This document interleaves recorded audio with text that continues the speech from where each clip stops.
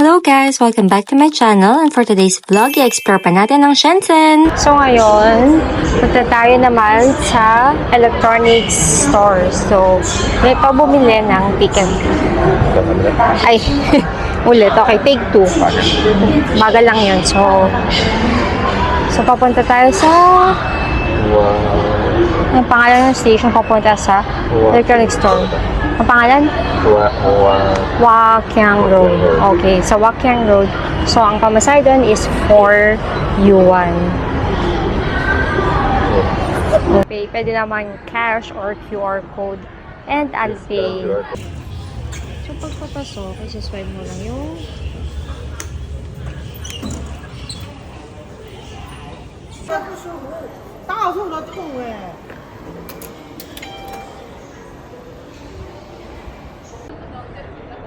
Okay, let's go to Seg-E Market.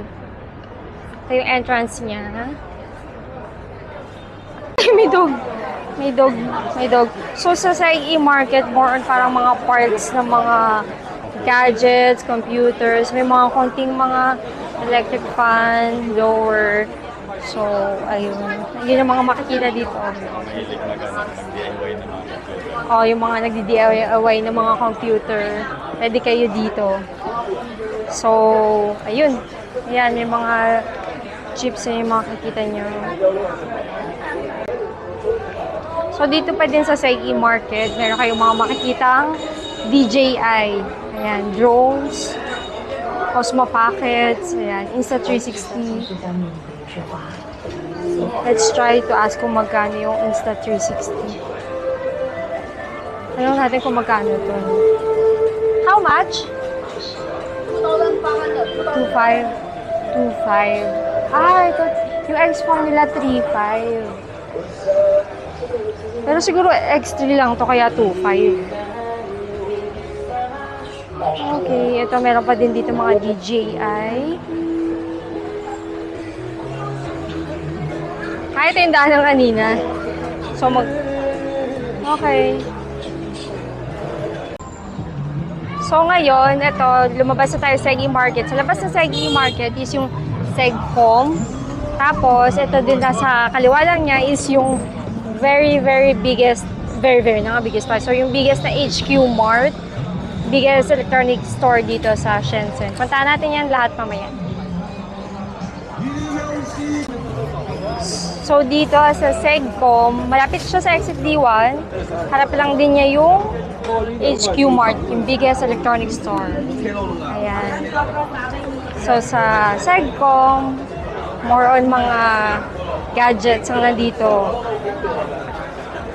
Gadgets, speakers, iPhones. Ayan. Cameras, may mga DJI pa din, drones. Pero syempre hindi ko alam kung anong klaseng variant yung meron. Siguro mga China variant. Pero baka may mga US variant din sila. Smartwatch.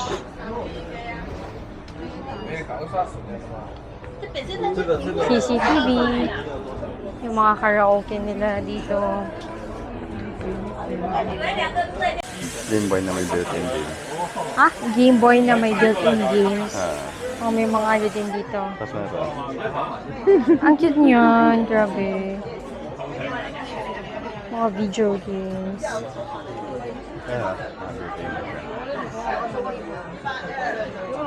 Controllers.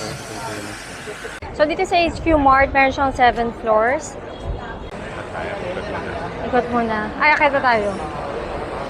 Kasi parang, grabe, may drone agad na bumuwad sa amin. Camera, just sa baba. See, it's the largest electronics store dito sa Shenzhen. Let's see kung mura nga yung mga gadgets dito. Sa baba, may Huawei.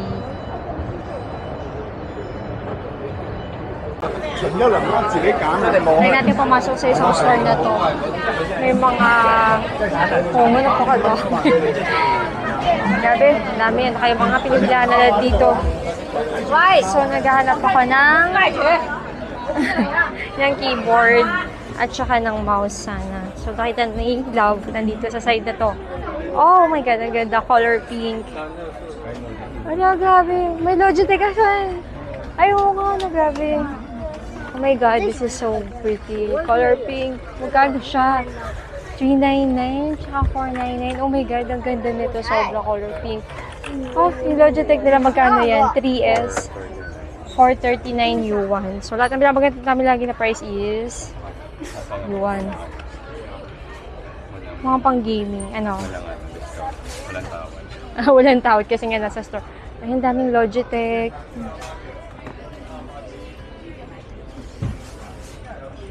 So, meron din sila mga cables and other mga for computer stuff. Ito yung... Paano siya magmamasahe? Ito yung mga...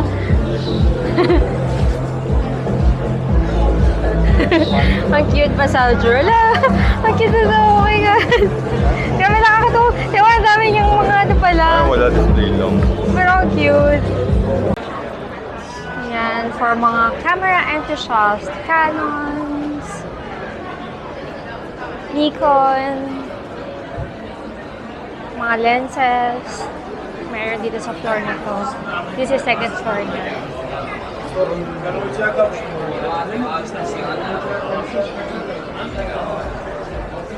Meron mga ano din, mga phone accessories dito.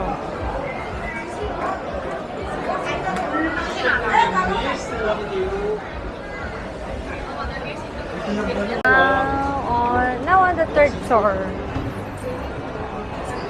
More on cameras. Sony, Fujifilm, ayan.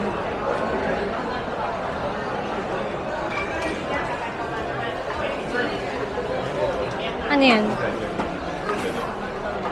Oh, ano? Cute.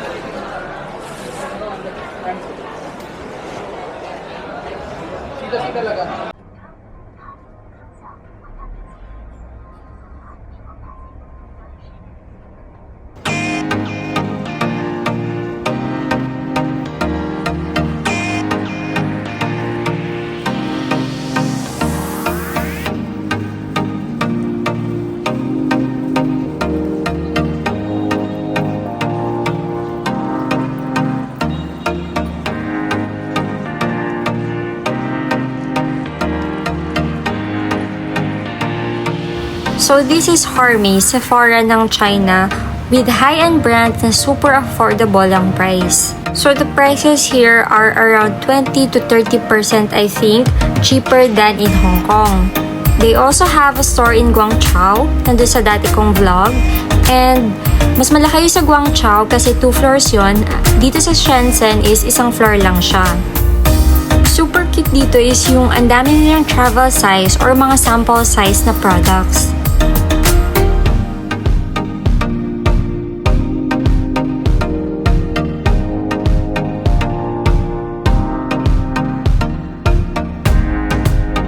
Sobrang ganda dito sa One Avenue, lalo na sa gabi because of its vibrant lights.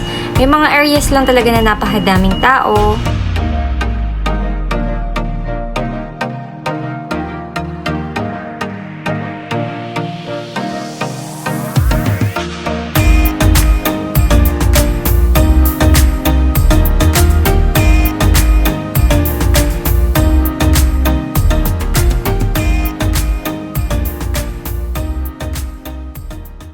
So, ito yung first attempt namin na mag-try dito sa Dagupan, sa may Coco Park Mall ito. So, this is weekend kaya siguro sobrang daming tao. So, we came around 7 PM and it's already fully booked. So, mag-try na lang ulit kami bukas.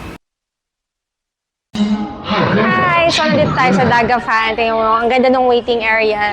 Diba? Napaka-aesthetic.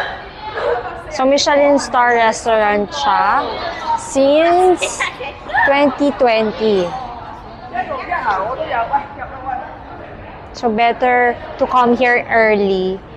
Pag weekend, sobrang dami ng tao. Pero kapag weekdays, konti lang. Ayan, medyo mabilis yung queue. Ilang minutes na lang ata kami.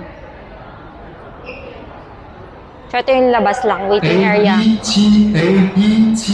Ayan, lapit na tayo.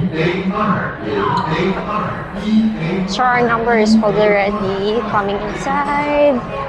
Wow, para siyang medyo fine dining restaurant.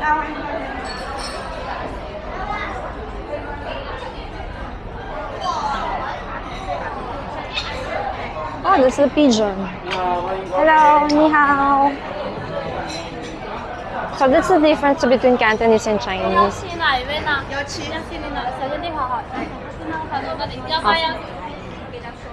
Ni hao sa Chinese. Pero pag sa Cantonese, akong kong lei ho.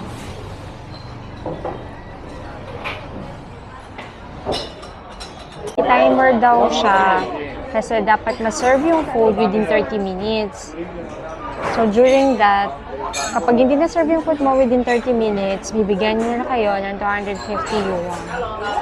Yeah, magiging free na siya. Magiging free na din siya. Try muna natin yung pigeon. So, hindi pa natatapos yung timer, na-serve na sa amin yung pigeon. Baka gloves tong isa. Tingnan nga natin kung ano ito. White wipes. So, try natin to yung... mukha nga. So, tingnan natin kung ano yan. Okay. So, parang sa side nila.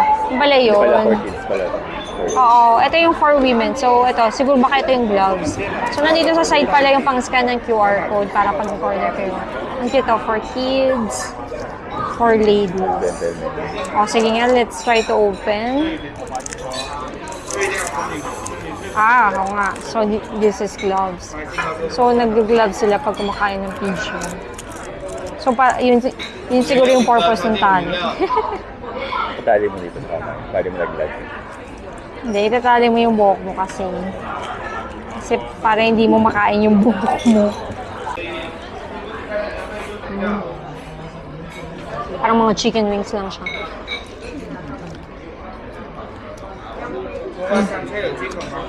Nawawala yung pause ko sa pagkain.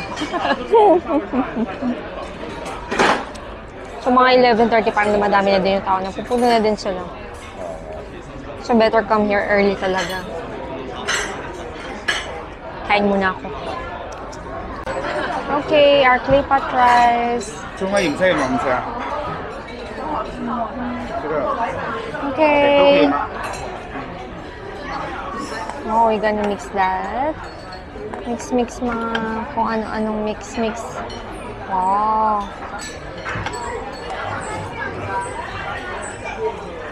So, minix na niya para sa amin. Kasi nga, dapat haluin nyo kagad siya. Kasi kung hindi, magiging tutong na kagad yung kanin. So, we wanted to try yung isang klase ng chicken. Tatanong namin muna kung anong chicken yun. Ay, Kaya tayo magawa. ayun siya. So, okay. So, we're waiting for someone to cut yung pigeon.